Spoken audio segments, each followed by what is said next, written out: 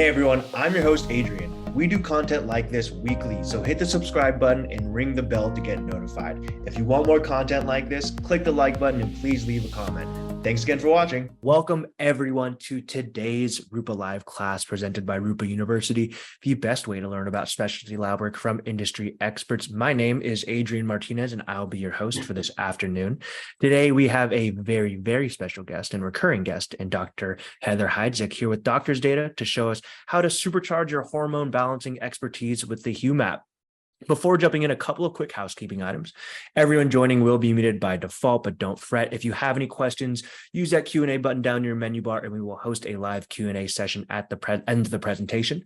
Immediately following the Q&A, I will show you exactly how to order the HuMap tests through Rupa Health. And if you have to jump early, no worries at all. We are recording this session as we always do, and we'll distribute it within the next few days along with access to the slides. And if you're a fan of this type of content, be sure to check out rupauniversity.com to get access to all the previous sessions that we have done, including all of them with Doctor's Data. And finally, Doctor's Data and their amazing team have been kind enough to offer a 25% off coupon on today's test, the HuMap, for attendees of today's webinar. So I'm excited to share out the details regarding that, but with that, let's go ahead and jump in. I'd like to introduce Dr. Heather Hydzik. Dr. Hydzik is a naturopathic physician who provides functional solutions for patients with concerns involving hormone and neurotransmitter balance, digestive health, metabolic syndrome, fatigue, stress, insomnia, and more. In addition to seeing patients at Inspire Your Health, Dr. Hydzik is a staff physician at Doctor's Data. Her bachelor's degree is in physiology from University of Southern California, USC.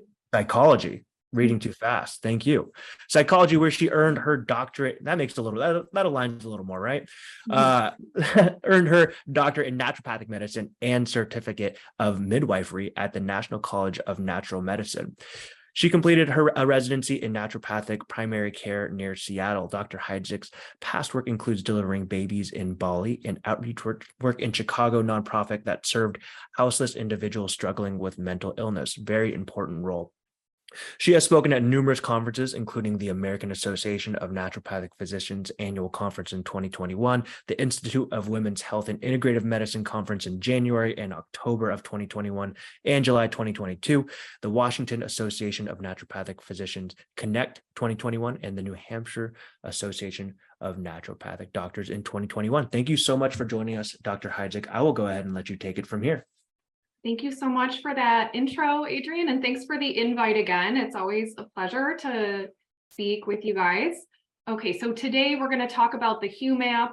That stands for Hormone and Urinary Metabolites Assessment Profile, and I'm going to talk about my experience helping balance patients' hormones with the help of this test. I have two patients to introduce to you. One is a 62-year-old male, another is a 29-year-old female. We're going to look at their tests, choose some treatments, and then what really excited me was to see how their follow-up HuMap reports changed. And we're gonna answer the questions, did the treatment work and did their symptoms get better? And along the way, you'll learn how to interpret the HuMap, various strategies to support hormone balance and metabolism, and also go on a few tangents to give you background on some of these important hormones and metabolites. And I think I'm going to talk for about 45 minutes, and then we'll have time for questions. Hormones can be measured in serum, saliva, or urine. Urine testing is the best way, or at least a great way, to see how hormones are metabolized, and it allows you to assess the activity of the enzymes involved, especially 5-alpha reductase, which converts testosterone into DHT. And DHT has 3 times the potency of testosterone, and too much of it can be connected to symptoms like hair loss on the scalp, hirsutism in women, acne, and for men, prostate issues. Urine testing also allows you insight into phase 1 and 2 detoxification of estrogens, and you can assess if you might need to add some risk-reducing treatments for your patients when we're thinking of breast cancer and other hormone-driven cancers.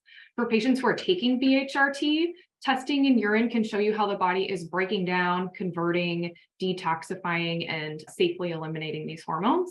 And so now that we've talked about why you might do a test like this, I'm going to introduce you to the first of the 2 cases, and I'll show you how the test reflects the patient's symptoms and then how it can help guide treatment. This is the first patient. His name is Well, I named him Robert. He's 62. He's retired and married. His diet is a pretty standard American diet, but fortunately he exercises really well. He does weights twice a week. He does cardio for at least an hour, at least twice a week. His BMI is in the overweight category. Blood sugar is fine. His PSA is kind of as expected and steady. And he has a little bit of dyslipidemia. The total cholesterol is not too high though. And he has some genetic variants for the MTHFR genes. He's heterozygous for those. And his COMT gene is the wild type, or that one's also called fast COMT. And we're going to look and see how that impacting his estrogen metabolism, because the last phase of estrogen, or the second to last phase of estrogen detoxification, is methylation of the catechol estrogens.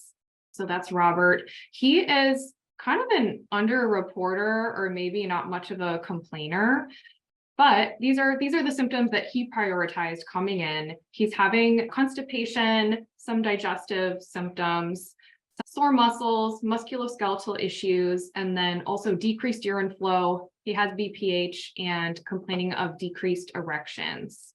And I'm gonna just speed right through into hormones because that's why you came here. But I do want to mention that erectile dysfunction is often the first sign of cardiovascular disease that will prompt a man to seek medical help. And if they have heart disease, sexual activity can put them at risk. So don't forget to do a proper workup so you know that your treatment is going to be safe.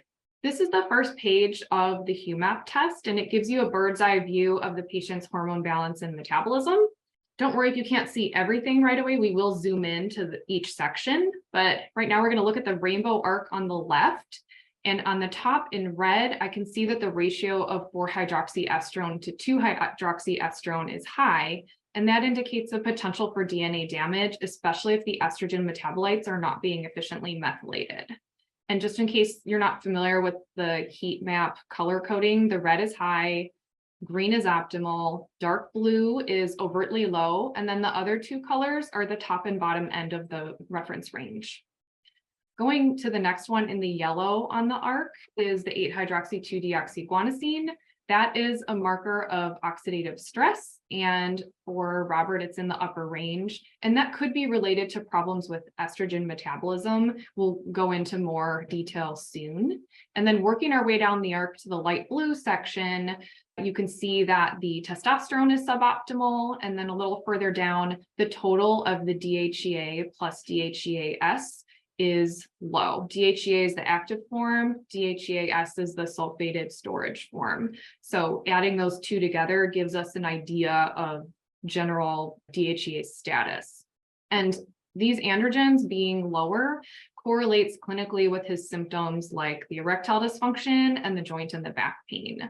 And then also all of the progesterone metabolites are overtly low, which is useful to know given that he has lower urinary tract symptoms and BPH.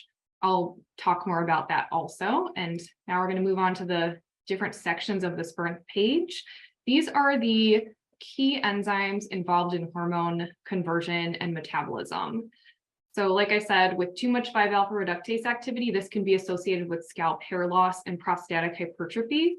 And the typical treatment for those kinds of symptoms are 5-alpha reductase inhibitors because they can treat BPH, they can reduce prostate volume, improve lower urinary tract symptoms, etc. And Robert does not seem to have excess 5-alpha reductase activity, but given his symptoms, he might benefit from downregulating the enzyme. The next one down is aromatase, which converts the androgens to the estrogens, so it can really make or break someone's hormone balance. Robert is converting too much of his androstenedione to estrone. And since he's experiencing symptoms of hypogonadism and he has low androgens, it could be helpful to think about decreasing aromatase activity for him. And lastly, COMT's action of methylating 4-hydroxyestrone is pretty low. And so he also could benefit from supporting methylation and the COMT enzyme.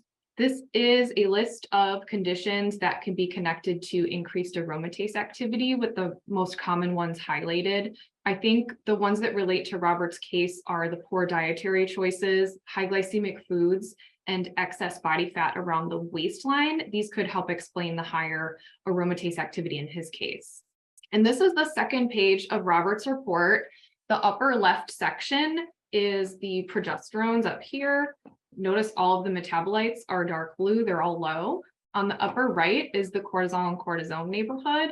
I like that most of these metabolites are optimal. So this is a great indicator of cortisol utilization being optimal. The bottom left is the androgen neighborhood. Notice that most of them are blue or light blue, so it's pretty low. And then to the right, even worse, the estrogens are stronger than the androgens here with E1, E2, E3, the parent estrogens are all optimal, and then these hydroxylated estrogens are all high. Now we are looking at the kind of corticoid section of the front page. This dial on the left is showing you the balance between 11 beta HSD2, which converts cortisol to its storage form cortisone, and then 11 beta HSD1 goes in the other direction. Excess estrogen can downregulate HSD 11 beta 1, which is why I think Robert might have relatively more cortisone than expected. Hyperthyroid and coffee can also downregulate that enzyme. Those don't apply to this case though. This tends to be more of a problem if the dial is pointing more towards cortisol. That is the kind of less expected, less healthy finding to see in the urine. It can indicate inflammation, obesity, insulin resistance, or hypothyroid. These are reasons why you might see more cortisol in the urine relative to cortisone. And then this graph on the right is plotting cortisol throughout the day with the solid line, and then the dotted line is cortisone. Notice that the 2-hour post-waking values here are both suboptimal, and this is the time of day when you expect to see the highest levels of cortisol in urine, kind of related to the 30-minute post-waking saliva value. And then these lines follow a similar pattern, which assures me that the reason the cortisol is lowish here is not due to an issue with too much conversion to cortisone.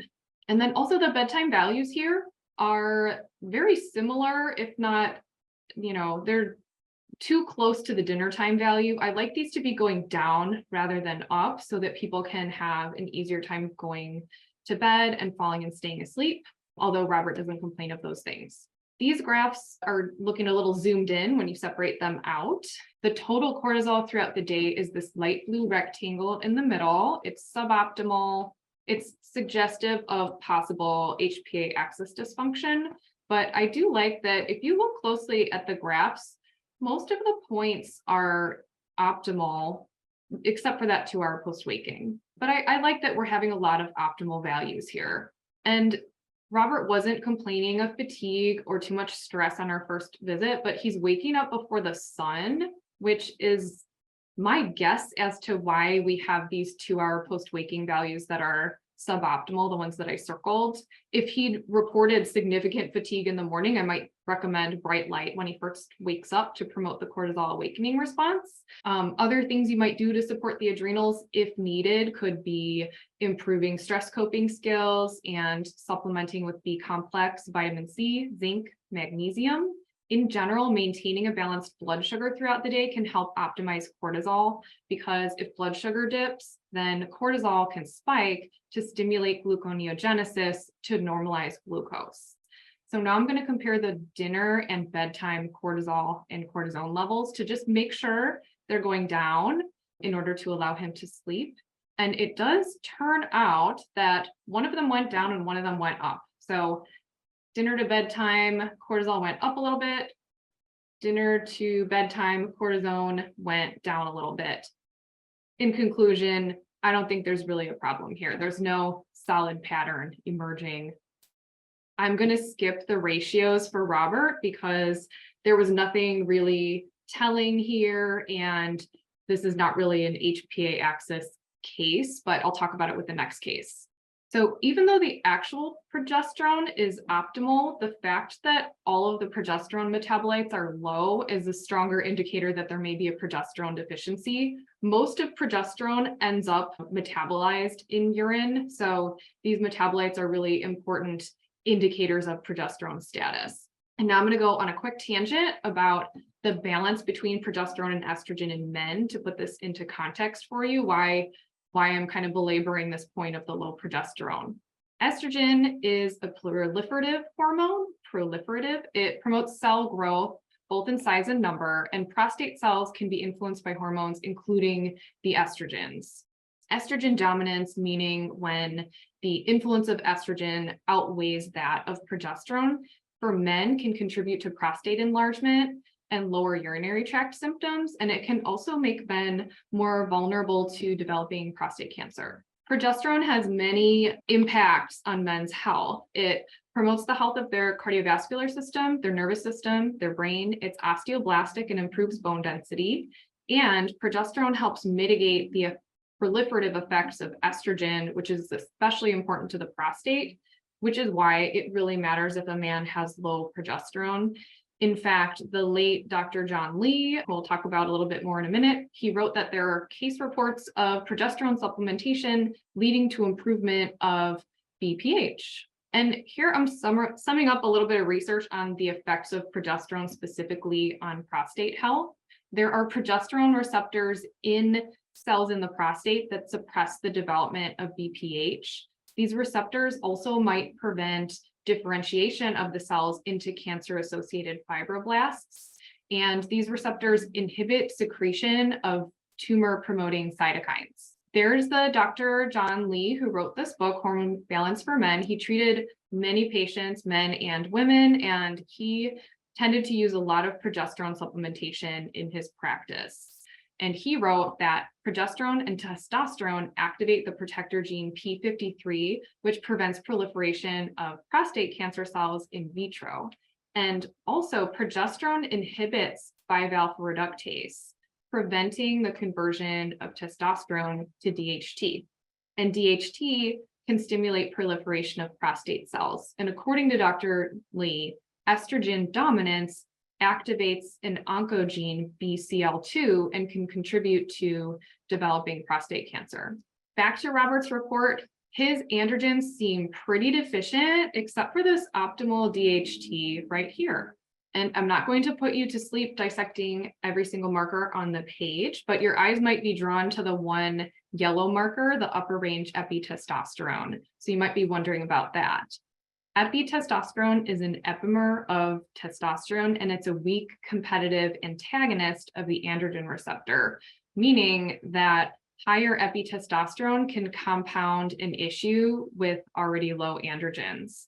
And the reason epitestosterone is usually measured in urine is to detect athletic doping, because if you are supplementing testosterone, the testosterone level goes up, but the epitestosterone level does not. Alcohol consumption is one thing that can increase epitestosterone levels, but sometimes it's just high or upper range and we don't know why. It's just useful to know that it is. And so next I'm going to look at the ratio on the bottom between testosterone and NPT, and not surprisingly, it's low because the testosterone is low. And we all know that low testosterone can be a factor in erectile dysfunction, but did you also know that testosterone levels might impact the size of the prostate? This is a graphic from an observational study that showed that declining testosterone levels and an increase in bivalve reductase activity in men as they age was associated with increasing prostate volumes. So this was just an observational study, but here we have a clinical trial showing that normal testosterone levels benefit the prostate. This trial had 207 men with low testosterone levels and either sexual or urinary dysfunction, and they were given physiologic doses of testosterone. Over 90% of them saw symptomatic improvement, and most of them experienced reduced PSA scores. I just want to mention that oral testosterone is not as commonly used now because it can potentially cause liver damage. Now we're going to jump back to Robert's report, and we're on the estrogen section now. Estrogen in men is produced in the testes, the fat cells, and the adrenal glands. Heavy alcohol consumption can increase estrogen levels as in men, and so excess body fat can also increase this. Too much estrogen can contribute to erectile dysfunction and low libido. And looking at Robert's report, the hydroxyestrogens, which are also called catechols, are high. And the 4-hydroxys are not being methylated efficiently, which is a problem. That's represented by this dark blue rectangle. We divided the 4-methoxyestrone level by the 4-hydroxyestrone level. So we're concerned about this. And looking at the middle vertical gray bar here, the percentage of the 4-hydroxyestrogens is too high. Between these dotted lines is the reference interval, and then this dark gray zone is the optimal zone. These are all the actual levels of the estrogens. The E1, 2, and 3 are all optimal, while the 2-hydroxy and 4-hydroxy versions are all high. These are the ratios and calculations. The 2-hydroxyestrone percentage is optimal. This pathway has less potential to lead to DNA damage. And then the first thing I circled was the 4-hydroxy percentage. It's high. And the fact that all of the catechol estrogens are high is worsened by the poor methylation activity on 3 out of 4 of the places that we calculated it. And Robert also has a moderate amount of oxidative stress. This is the oxidative stress marker, 8-hydroxy-2-deoxyguanosine. And I think the reason for this could be related to the unmethylated 4-hydroxyestrogens. These have the potential to generate harmful free radicals. They can damage DNA and they can cause oxidative stress. And so we know there's a strong connection between these 4-hydroxyestrogens and breast cancer risk, but can this impact the prostate? Is it the same for men? And there's not really the same amount of research in this area yet, but I did find some. This was an in vitro study that used BPH cells and exposed them to either 4-hydroxyestradiol or 2-hydroxyestradiol. And the ones that were exposed to 4-hydroxyestradiol transformed into cancer cells more so than the other group.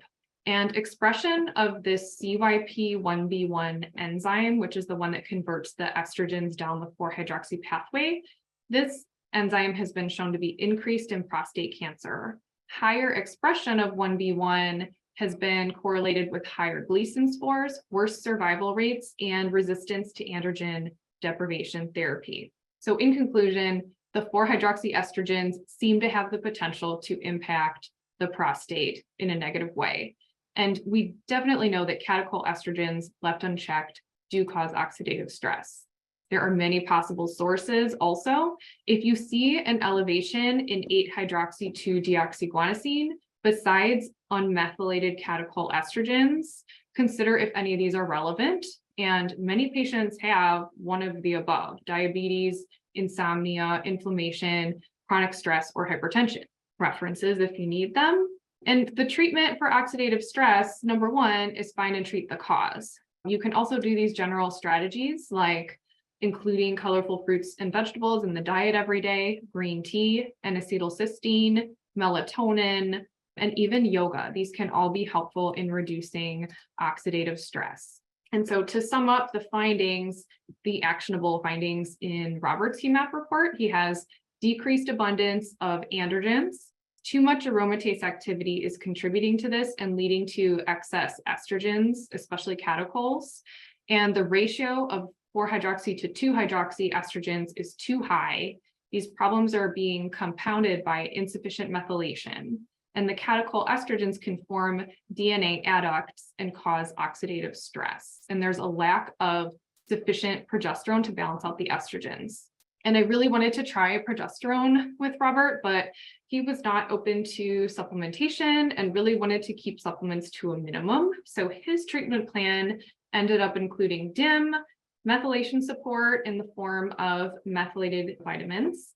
And we wanted to work on gut health with him because his diet was not ideal to start, but he was willing to make some changes. So we're going to add some vegetables, add some fiber. We're going to work on food hygiene, eating at the right schedule, and minimize those processed foods. I'm also giving him a multi-mineral supplement to help with the muscle soreness and encouraging him to stretch after every workout. Hopefully that can decrease the soreness and also help oxidative stress a little bit. Because of its action on aromatase and it promotes healthy estrogen metabolism, DIM could help encourage healthy prostate size and reduce lower urinary tract symptoms in men. And it also has been studied as a treatment for prostatic intraepithelial neoplasia. And again, why are we working on gut health in this case, besides the fact that he has symptoms and his diet wasn't very healthy? We know that the gut microbiome influences levels of both estrogen and progesterone. The estrobolome refers to the microbiome of bacteria in the colon that induce estrogen metabolism via the beta-glucuronidase enzyme. And proper metabolism depends on abundance and diversity of these the microbiota. Dysbiosis in the gut is associated with impaired estrogen metabolism, and things that can influence the microbiome include food, sugar, alcohol, medications, genetics, and environmental exposure. There is emerging research showing a connection between the balance of the gut microbiome and testosterone levels, termed the testobolome. And here I kind of sketched out what I could find on testobolome just to show you the connection here. So there were a number of studies. We found that gut bacteria Clostridium cindis can produce testosterone. A fecal transfer study in mice from male mice to female mice led to increased testosterone in the females. Another study showed that abundance of firmicutes in the gut microbiota correlated with testosterone levels in elderly men. So more firmicutes equaled more testosterone.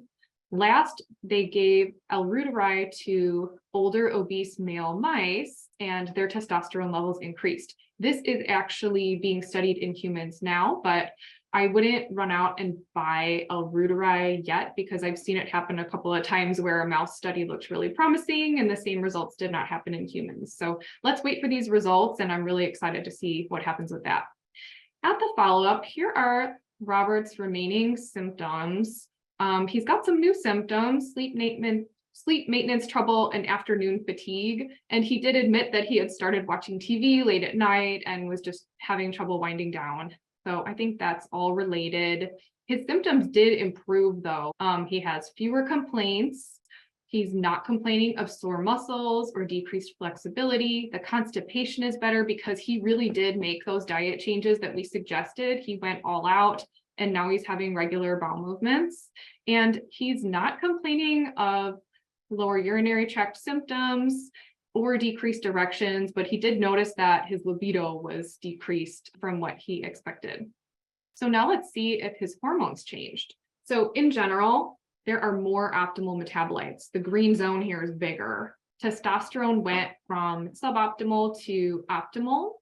DHEA was low, and now it's optimal also. And then 5-beta-pregnadiol, which is the major metabolite of progesterone, now it's optimal. So these are all some great changes. There are a few other things that shifted around, and we'll definitely get to those as we move through. Enzyme activity changed pretty significantly. Surprisingly, 5-alpha reductase activity went down, and so did aromatase. We treated the aromatase because that one seemed more problematic. Unfortunately, COMT activity got worse.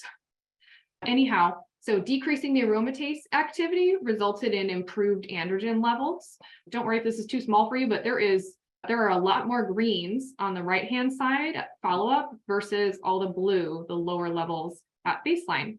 And I was trying to figure out why the progesterone levels all increased. Notice everything kind of shifted to the right at follow-up. And I think that because we improved gut microbiome health through diet change, this could theoretically improve the progesterone. That is my best guess. And since the progesterone increased, this explains the decreased 5-alpha reductase activity, because progesterone inhibits 5-alpha reductase. That's why I was hoping to supplement it, but it went up anyway. The percentage of 4-hydroxyestrone is still high, but it came down a tiny bit as the 2-hydroxy percentage came up. The 4:2 ratio improved a little bit because DIM pushes to hydroxylation, and methylation in general worsened, unfortunately, but 8-hydroxy to deoxyguanosine improved slightly, but it's still in the upper range. So we still have more work to do, but we did see a lot of great changes. These diurnal graphs changed since last time, which goes along with the new symptoms of fatigue and trouble staying asleep. The cortisol and cortisone are now rising at bedtime here and here. So that goes along with that watching TV at night. And then the cortisol and cortisone both came up in the first half of the day. And I think this might be because our follow-up test, he was waking up after the sun instead of before, because it was spring versus winter. And also the levels of both of these hormones are tanking in the evening, which goes along with that afternoon fatigue and makes sense given that he has sleep trouble now. With diet changes, vitamin and mineral support, and DIM, we saw significant improvements in all of these markers on the HuMap. And we used a bare minimum of supplements. And I think we got a lot of traction out of just improving his diet and helping gut health. And I would call this a great success for lifestyle medicine. And since those 4-hydroxyestrogens did not come down enough, I want to think about more ways to downregulate 1B1. And there are many options here. So we're going to pick something from this list. And we're also going to need more work on what to do about that methylation issue. Remember, he has 2 variants, which are going to affect him over here. And here's that COMT enzyme trying to methylate the catechol-estrogens. think we need to alter our strategy a little bit so we can prevent these DNA adducts from forming, because that can cause DNA damage.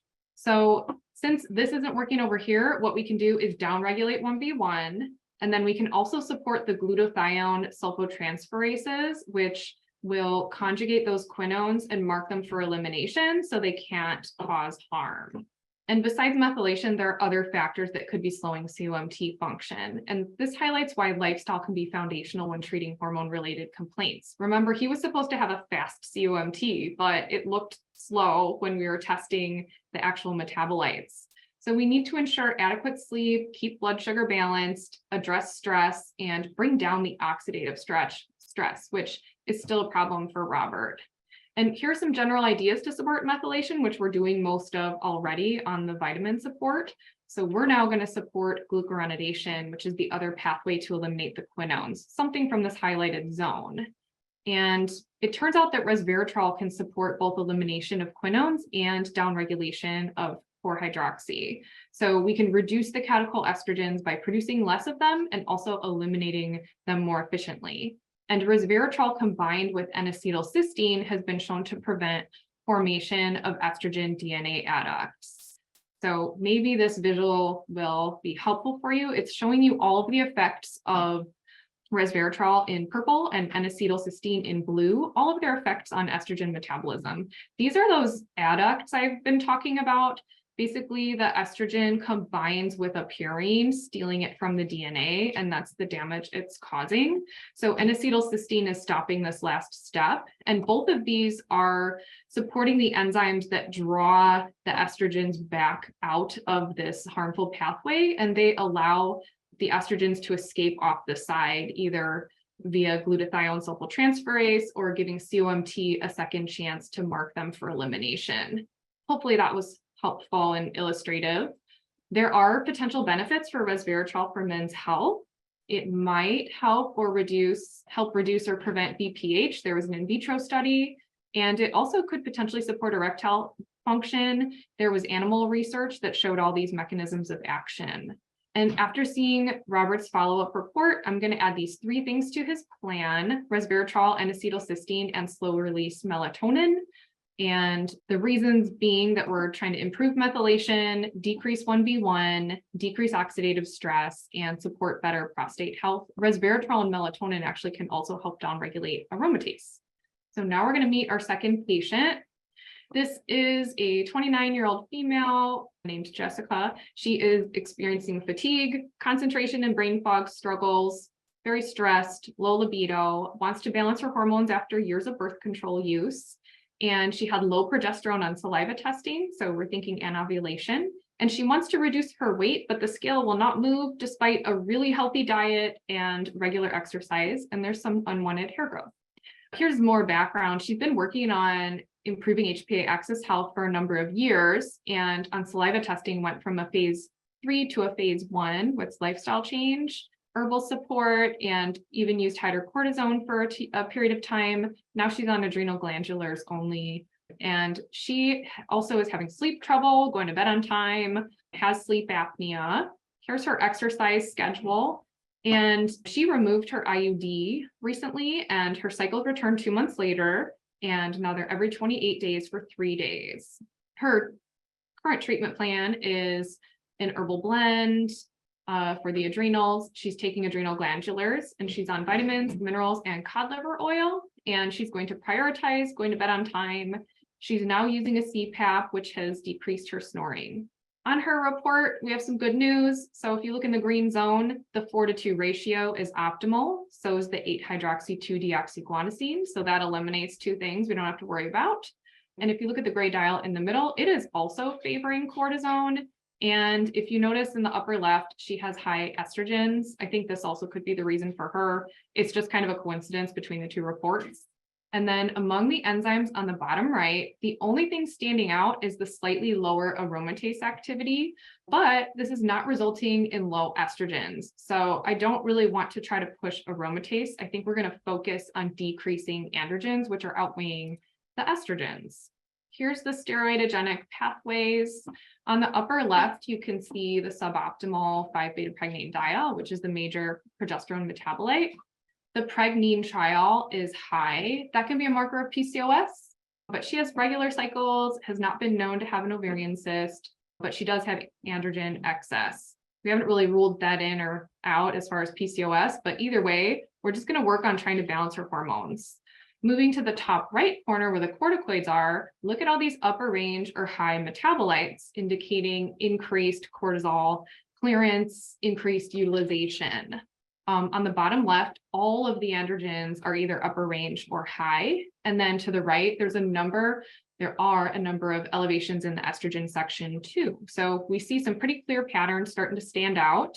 Looking closer at phase 1 and 2 detox of the estrogens, the gray bars on the right are showing that all of the hydroxys are within the expected ranges. The red circles on the left are the elevated catechol estrogens, and the fact that they're being methylated at a good rate, indicated by these green rectangles, reduces their opportunity for harm. So that is wonderful. These are the main areas needing improvement on Jessica's report: the elevated androgens and estrogens, suboptimal progesterone metabolites, and upper range cortisol metabolites, which are indicating increased cortisol production and utilization. Jessica's priorities for treatment were to improve her energy levels and her stress tolerance, and then to regulate her hormones. So we chose a tincture to use during luteal phase to improve progesterone, and it includes Vitex, which helps promote ovulation, dandelion, which supports liver function and also is helpful for methylation. And then we're going to use a bunch of spearmint tea, which can help reduce testosterone and also inhibit 5-alpha reductase. So it's worth considering for any females with high androgens or androgenic symptoms. Cordyceps can be really helpful for energy and libido. It's an adaptogenic mushroom. It decreases aromatase. It has been shown to increase VO2 max, which is a measure of lung capacity during exercise. It increases ATP production, and it's anti-inflammatory. So I'm hoping that we can decrease the androgens, calm the estrogen levels, and next we're going to go through each section of the report before and after to see how this treatment plan worked for her. Estradiol went from upper range to optimal. DHT, now optimal. Metabolized cortisol, now it's optimal. 5-alpha-pregnane-diol went down. Oops. Well, we downregulated 5-alpha reductase, so that's why that happened. Anyhow, so by optimizing the cortisol, we possibly could have helped her with weight loss a little bit. She did lose 5 pounds on the follow-up. So I think bringing down the estrogens and optimizing the cortisol was really helpful for that. And she's also having better energy levels, even if she's working a hectic schedule and she can tolerate more stress. So the symptoms are improving and the hormone report looks better. Same thing here. If you look at all of the hormones together, in general, we're seeing more green optimal values on the follow-up report, especially on the right-hand side in the corticoid section. All these metabolites are optimized, and the estrogen section looks a little bit lower than before. The 2-hydroxy and 4-hydroxy estrogens that were elevated have come down. Remember that light blue and yellow are still in range. So technically, everything's in range here. Estrone is still high, but it did come down really close to the top end of the range. The excess estrogens could have been contributing to the fatigue, the low libido, and the weight gain. And the rest of the estrogens actually came down. So besides the estrone, everything else came down, and these symptoms also improved for her. And so as to why did the estrogens come down, I think a couple of things. The cordyceps is inhibiting aromatase and decreasing inflammation. Stress reduction also decreases aromatase, and inflammation upregulates CYP1B1. So decreasing the inflammation could help explain how we were able to decrease the 4-hydroxyestrogens. Actually, almost all of the estrogen ratios and percentages were optimal before, with the exception of the suboptimal COMT activity here, which optimized when you look here. The 2-hydroxy percentage went up as the 4-hydroxy percentage went down. So look here versus here. We lost some of the 16-hydroxy percentage, which is not really a problem. Also, the 2:16 ratio went up. Favoring 2-hydroxy over 16-hydroxy may be associated with lower risk of hormone-driven cancers. Next is the corticoid section, and since that's really important, I'm going to kind of explain what corticoids in urine can tell you. Cortisol is the active form, cortisone is the storage form, and the 11-beta-HSD enzyme is active in the kidney. The one version pulls cortisol out of storage, and too much activity here can be correlated with obesity, metabolic syndrome, inflammation, thyroid function issues. The 2 version protects the mineralocorticoid receptor from aldosterone's effect. So it's a good thing to have more cortisone than cortisol in the urine. And because we're looking at the influence of the kidney when we look at urine corticoids, we are not seeing HPA axis activity directly, but it's kind of filtered through the body's response to cortisol levels. So it changes interpretation somewhat. The total of metabolized cortisol is showing you what the body has utilized. If it's high, it could be increased cortisol clearance due to overproduction of cortisol, but it's also influenced by these things: obesity, insulin resistance, and hyperthyroidism. If it's low, there's decreased cortisol clearance, which could be due to overproduction due to the same reasons, or hypothyroidism. If you divide the metabolites of cortisol by those of cortisone, this is an additional measure of overall preference within the body. So to kind of sum up, 11-beta-HSD enzyme activity is showing you if the body is activating or inactivating cortisol. The cortisol versus cortisone metabolites is another way to look at metabolic preference. The metabolized cortisol is showing you a total of what the body has utilized. Here's the baseline corticoids. Again, notice the upper range metabolites, which we kind of don't like. The cortisol itself is low here. Anyway, having these high metabolites is consistent with the high amount of stress that our patient is reporting. So comparing the two at follow-up, these corticoid metabolites have all recovered, almost all, to optimal levels. And these peak cortisol and cortisone are stronger than before. Metabolized cortisol shows us how much is being cleared and can represent cortisol production, which has normalized. And both the cortisol to cortisone ratio and the ratio of their metabolites are showing a preference for cortisone in the body. Since the estrone is still high, I think this might be why we have this preference. It's not really a problem, especially since the cortisol metabolites are all optimal and her symptoms are improving. At follow-up, now we have slightly less 5-alpha reductase activity, less aromatase activity, and even better COMT methylation of the 4-hydroxyestrone. And at first glance, the changes to the androgen neighborhood seem pretty negligible. I do like that the 5-alpha DHT came down. The other green one is the OHET over here. That came down too, and it's an androgen produced by the adrenals. So maybe that adrenal support helped this one. And when you look closer at all of the androgens, actually almost all of them decreased slightly. And I think that OHET came down because the precursor came down. And to sum up, we've optimized DHT, the cortisol metabolites, and methylation activity. We decreased the androgens and the estrogens. And this is a lot of improvement. We still have some more work to do because we need to bring down those androgens more. And hopefully that will bring down the estrone too. But we know we're on the right path because symptoms improved pretty significantly. Her mood is better. She's having better focus. Her body feels stronger. She can tolerate more stress. Weight is starting to come down. She's had a significant change in energy and libido is better. The next thing I want to do, I'm going to try to target those androgens with this combination herbal supplement that has quite a few mechanisms of action to decrease the androgen. So it includes peony root, fenugreek seed, soft palmetto berry, fennel, pygeum, holy basil, nettle, and yet more vitex. So as the summer day in this picture is coming to a close, that is the end of my talk. To conclude, HuMap testing can help reveal individual trends in hormone metabolism that can lead you to effective therapies for patient symptoms. And herbal supplements and even lifestyle changes can have a really powerful impact on hormone balance and metabolism, which can improve symptoms and hopefully reduce risk of harm. So hopefully I've left enough time for a few questions.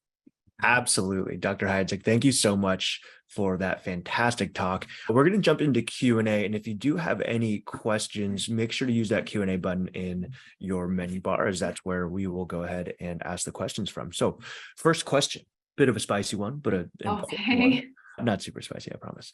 There's a few different options when it comes to hormone testing on the market, right? How would the HuMap separate itself from other potential options? Okay, so if we're talking about urine testing specifically, yes, there are a number of companies offering this testing. I think there are a lot of great options out there. I don't have any negative feelings about the other companies, but I think there are a couple of things that maybe stand out about what we offer. One, we're using liquid urine, which takes less time for the patient to process. There are fewer steps. Urine testing that we do, we have a few other metabolites that we offer that other companies don't. So we're looking at progesterone actually in the urine, which is hard to detect because such a small amount of actual progesterone ends up in the urine. So that's an additional measure you get. We also are measuring allopregnanolone. I don't think everybody else is doing that yet. Allopregnanolone can stimulate GABA receptors, and taking oral progesterone can increase that metabolite. So it's interesting to see, depending on what kind of supplementation your patient is doing. And we also offer phone consults to providers or answer questions by email. Whenever someone has a question about how to interpret the report, they can call the staff doctor department at Doctor's Data. They can send an email with a question, and we will get right back to them Monday through Friday, of course. So that's a service that we offer. There's more to say on that, but I'm not looking at my written list right now. But no, it's completely fine. You just went off for a bunch. So I think there's plenty of reasons as to why, and I think another important thing, you kind of touched on it, is like the team at Doctor's Data is fantastic. Yourself and, Daryl, Jonathan, Angie, everyone involved in the process really does make it just a great organization to work with as well. So just kind of add on that. Plus 25% coupon, y'all. There's something going into it. So give it a shot. Second question. So this is more of a clarification question, and I think maybe 5-10 minutes into it. Was cortisone described as the storage form of cortisol? They just want to confirm that they heard that correctly. Yeah, cortisone is storage, cortisol is active in the tissues. Beautiful. What does it mean if men are high on progesterone as baseline? That's kind of rare. It can be due to exposure from topical progesterone products. Progesterone is produced in the adrenals, so that can be something going on with the adrenals. I think there are a few reasons, and they're not coming to mind right now. I did look into it once, and I can probably email you that. I think there are 3 things it could potentially be, or they might just be sort of an outlier and not have any of those conditions. Does this test provide suggestions for treatment for imbalances? There is a commentary that populates at the end of the test for every marker that was overtly high or overtly low. And some of these include some possible reasons those could be high or low, and also some suggestions of what might be helpful. We also are offering a supplementation kind of suggestions based on which enzymes you want to increase or decrease. That has recently become available. Perfect. Plenty of resources. What would you expect to see if a client had a great diet, exercise, but has severe vaginal dryness? How would you support this in a 60-year-old? This practitioner is seeing this quite often. There are some great options for that. Basically, the strongest tool we have for like postmenopausal vaginal dryness is estriol suppositories. Some providers also use estradiol vaginal suppositories. So either estradiol or estriol vaginally can be directly helpful for that symptom. I think this is call back to the previous case study that you were doing, but aren't you afraid that Vitex will elevate her estrogens again? Gosh, I don't know. Vitex is what I like to use to try to promote regular cycles. She doesn't have problems with cycle regularity, but Vitex can be helpful for slightly lower progesterone levels. I think it does contain phytoestrogens, but I'm not thinking it's increasing her estrogen. It didn't, the follow-up report, none of the estrogens increased for her. Perfect. Can this test provide any info to infer SHBG levels? That is not one of the markers. No problem. Usually you test that in blood. How do we get more training on all the hormone metabolites? They're not sure how to interpret all those metabolites and what that means for treatment. So there are a lot of great webinars that the Doctors Data team has put together on the website, doctorsdata.com. If you go to, there's a button, I think, resources, news and knowledge, then you can find webinars. There are at least 3 or 4 or 5 of them on what everything on the HuMap means and how to interpret it by looking at a patient report. How do you time a collection in a perimenopausal female who's bleeding every 2 to 5 weeks? Every 2 to 5 weeks. 2 to 5 weeks. Okay, so that's a great question. It's very similar to when you're timing it with saliva testing. You would want to test probably a couple days before if it were going to be a 2-week cycle. So aim for testing as if she's going to have another short cycle, because you don't really want to miss that window. So maybe you would test about day 12 might be okay. And then you can freeze the sample for 2 days, make sure that there's not bleeding, and then you can send it in. I have a much clearer guideline with all these different scenarios that I'm going to share. That's amazing. Thank you so much for sharing. There's a chart that will explain everything. Perfect. So this practitioner utilizes the salivary hormone complete that Doctors Data offers and has high confidence in this. When would they use the hormone versus saliva testing? It's a great question. A HuMap versus saliva? Oh, excuse me, HuMap. Yep. Yeah, there are a lot of kind of nuances here. So saliva testing is going to show you the biologically active levels of hormones that are available to the tissues. And then, so that would be helpful to get baseline levels if you're thinking of hormone supplementation and you want to know which hormones are low or any of them high, that then you can recheck the hormones with the saliva to assess if your dosing is within a certain range. That's what I like to use saliva for. Also, testing in urine is a great way to look at how the hormones are being metabolized, converted, detoxified, eliminated. So if you're concerned that this person might have trouble with how they're metabolizing hormones, look at the urine. If they have PCOS, there often can be a couple of problems with hormone metabolism that you can catch in urine really well. And then if someone is worried about their breast cancer risk or their prostate cancer risk, then look at urine. If they are using topical hormones and perhaps their saliva ranges were all in range on their hormone dosage, but the symptoms maybe aren't getting better, sometimes you can look at urine and find out that maybe the hormones are going down the wrong pathway. So I think both are great, but kind of different uses for each test. Yeah, absolutely. So this practitioner has a question. From their experience or understanding, cortisol is extremely sensitive to factors, stress, sleep, even foods. How accurate do you feel the cortisol measurements are within this test? Yeah, I think that you are going to see similar cortisol results if you were to test, a few days apart under the same circumstances. But you're right. If someone exercised right before they collected urine, that's going to impact it. If they drink a cup of coffee that could impact it. If they had something really stressful happen right in the middle of the day of collection, maybe that is not representative of their typical result. And it's recommended to test on a typical day. For someone who's working, test on a work day, not on a weekend, because you want to see your stress hormones in action, not when you don't have any problems and everything's fine. Yes, the most realistic sample possible. Last couple questions. Could this test be useful in a woman at the tail end of breastfeeding, or do you recommend they wait a certain amount of time after breastfeeding? That's a hard one, because if you're still breastfeeding, your hormones are still being affected by prolactin. So if your cycles have returned and you've had at least 3 periods and you really want to test and you really want to start some kind of hormone balancing treatment, then you could go ahead. But I think it is best to wait until after you've stopped breastfeeding and you've had at least 3 periods. Hopefully, if for some reason you're not having periods and you have stopped breastfeeding, you could also still test.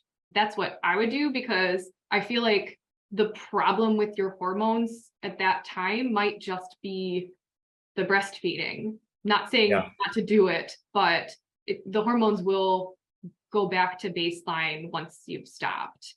Yeah, and that makes a ton of sense. And then the last question we have before we hop into how to order this test is there any preference between estriol or estradiol suppositories if there's a history of breast cancer? Actually, I think the school of thought now, even conventionally, is that, conventionally they kind of don't use estriol. It's not really a part of conventional medicine. They would use estradiol. And I think it's ACOG that has the opinion that vaginal estradiol to treat menopausal symptoms, specifically vaginal dryness, could be okay in someone with a breast cancer history, given a good kind of risk and benefit discussion.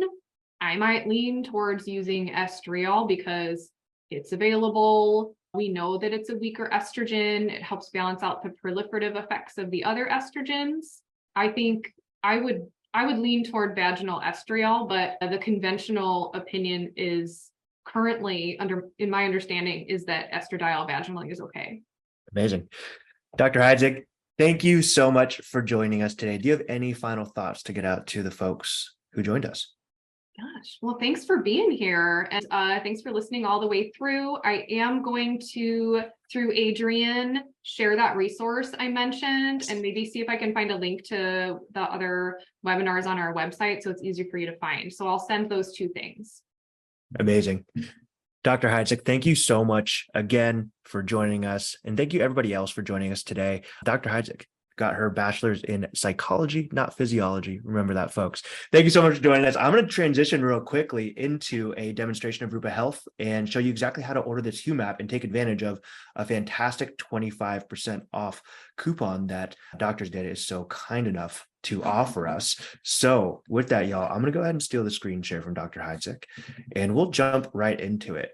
I know that we're past the hour. I promise I'll be brief here, but of course we will send out the recording of this demonstration along with the slides. And again, another huge shout out to Dr. Hydzik and the team over at Doctor's Data for working with us on these fantastic webinars. It's so important for the educational purposes of practitioners to be able to understand, what these tests are and how to implement them and use them within your practice. So for those of you who don't know who I am, my name is Adrian Martinez.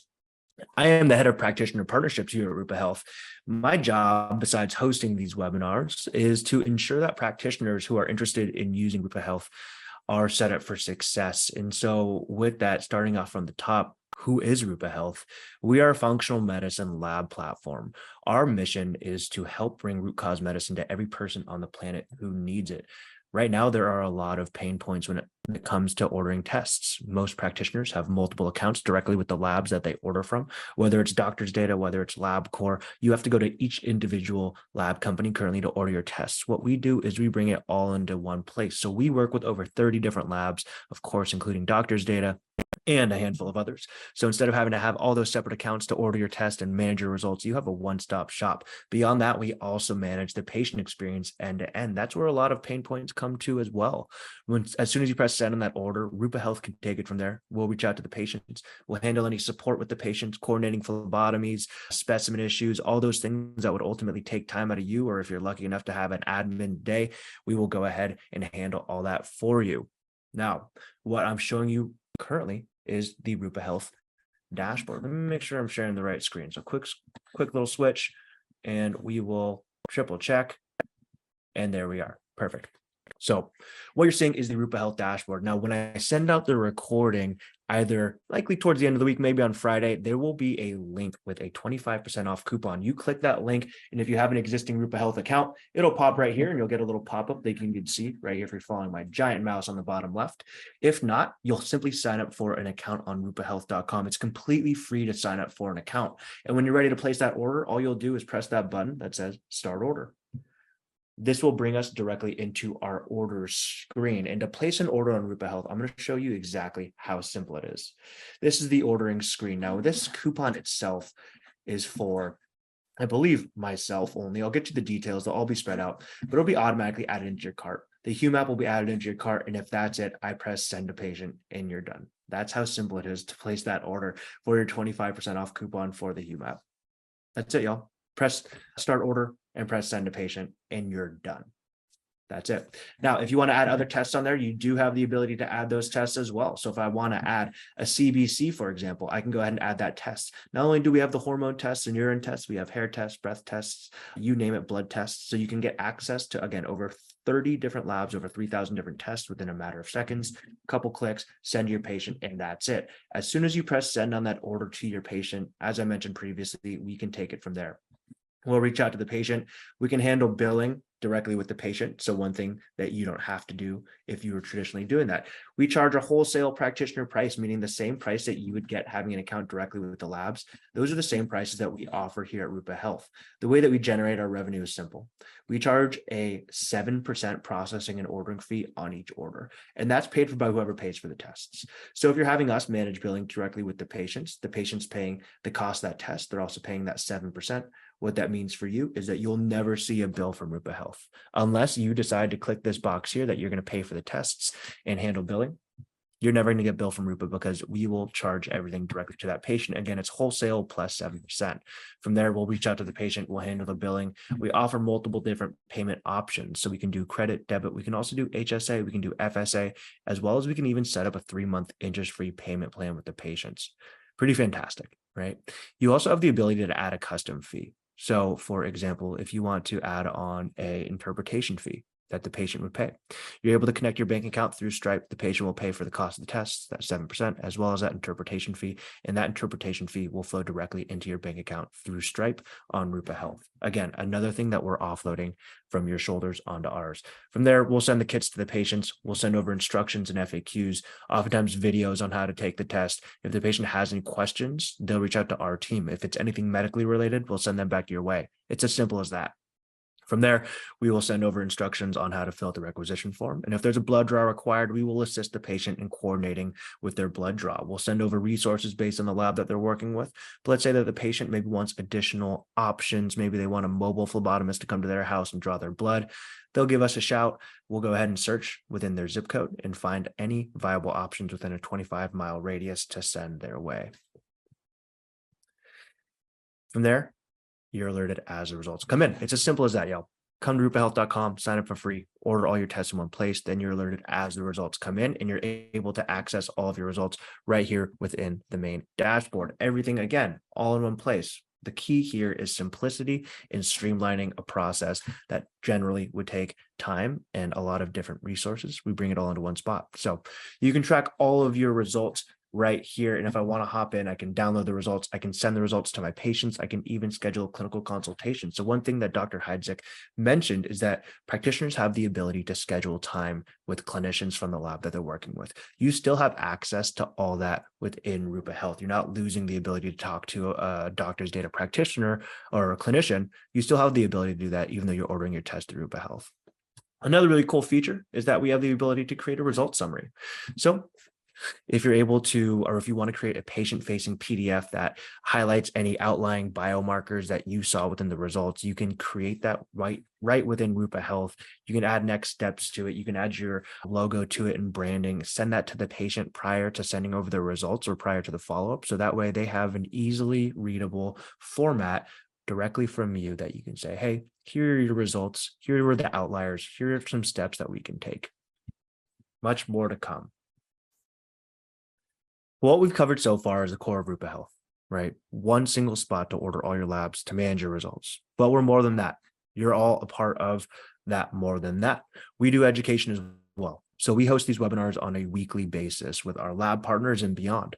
So you can, of course, are currently in the one with Dr. Hydzik, but we're doing one next week with Dr. Rob Silverman on intermittent fasting. We do these every single week. We have one the next week with all about acromantia, which is a fantastic supplement. And I'm excited about that one because I'm just learning about acromantia myself. Down below, you can see that we have compare test tools. There's so many different tests available on the market. No one human being on this planet is an expert on 3,000 tests, or at least I've yet to meet them. So what this allows you to do is hop in and you can say, hey, what are all the different food sensitivity tests on Rupa Health? This will give you an outline of the costs, turnaround times, but you can see sample collection reports. You can see sample collection instructions, basically giving you all the raw information that you would need to make the best decision for what will work for either you or your patients. So very simple, very streamlined. And of course, you have access to all the previous webinars that we've done. We have a magazine, we have a podcast. Find it all here. Signing up for Rupa Health is completely free, and you get access to all of these resources at your fingertips within less than 5 minutes as the sign-up process.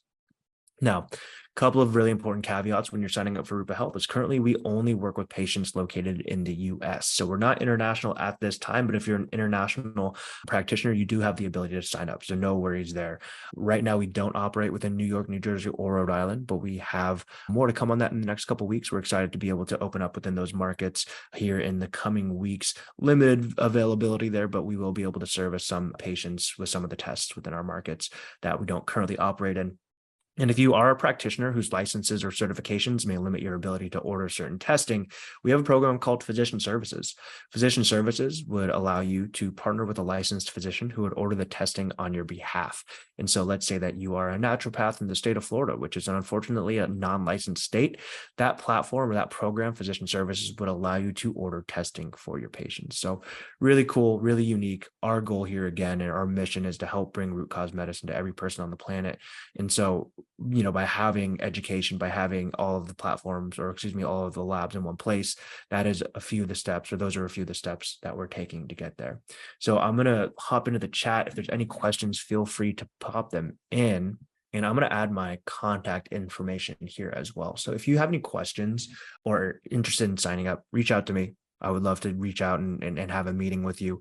But let me hop right in. Do you foresee Rupa Health partnering with billing insurance in the future for labs like LabCorp and Quest? Chelsea, yes, absolutely. I'm leaning into my mic. Emphatic yes. We are actually working on this actively. So very much see this. I've seen the path to get to insurance, at least for LabCorp or Quest. No exact timeline on it, but yeah, we are actively working on it. I'm going to hop into the chat real quick as well, see if there's anything that came in through that. Hi, Michael. Yes, we are recording this. We will send out the recording as well as the slides to everyone who registered for it, as well as attended. And you can always find it on rupahealth.com/live classes, as well as rupauniversity.com. Is there a coupon code? I will share out the coupon code along with the recording in the next couple of days. If you want it immediately, Jana, I can send you the link. It's just not like a simple HuMap 25% off. It's kind of one of those super long codes. So not an easy one to just remember. So I can send that out to you directly. Just let me know. Thank you guys. Thank you guys for having me. Thank you so much for joining us. Canada is on the planet. Simona, I know, trust me. We're working on getting everybody on the planet right now. Unfortunately, the planet for us is just the US, but we understand there's a big need up in Canada, Europe. I actually did a quick little pitch called Europa because, we want to expand over there too. So licensed in New York and Georgia. Yes. So Tanya, to answer your question, it's not necessarily, so the question is just to reiterate, what if you're licensed in New York and Georgia? Can you use your Georgia license for New York patients? So you have to be licensed within the state that you're ordering tests from. So if your patients are in New York, you have a New York license, technically, yes. Specialty functional medicine testing has been notoriously difficult to operate in the state of New York. There are ways that we're working to get access there. So, definitely more to come on that. It's not necessarily like a licensing issue. It's more of a lab issue more than anything else. Does Dr. Data has a sale on HuMap right now? Yeah, great question, Ashley. So the 25% is on top of the 25%. So if my math is mathing correctly, that would be 50%, but it also might be 25% off the 25%, which wouldn't be 50%. You know how these things work. So hopefully we'll be able to get that correct answer. But yeah, let me show you exactly what that cost would be. So if I go back to that order, hopefully it's here at the top, we can see what the exact cost is going to be for you. And it's going to be fantastic. So if my computer decided to work properly, there we go. So let's take a look at the exact cost, folks. I'm not going to pay for this test. So the total cost will be $116.22. Not bad. Not bad at all, y'all. And normally, as you can see, this is normally a $500 test. So you're getting a $500 test for $116. Pretty sweet. I took a phone call with a coupon. Yeah. So the coupon will be emailed to you with the recording. And if any of you want it prior, I can send you directly a link if you want to order it like immediately. More than happy to send that. Otherwise, it will be sent with the recording. Yeah, I mean, the Doctor's Data team is fantastic. We love working with them. Their whole team from, the big man up top, Daryl, to Jonathan over on the sales side, of course, Dr. Hydzik, the educational side, and the clinician side, Angie on the marketing side. There's not a single person who I wouldn't, say a bad thing about whatsoever. They're all great.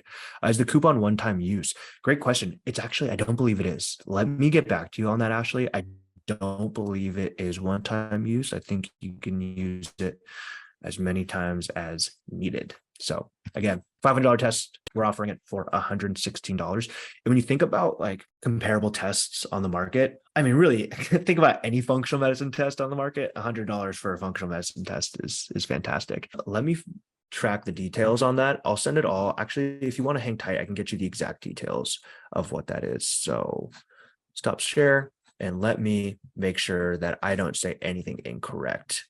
All right.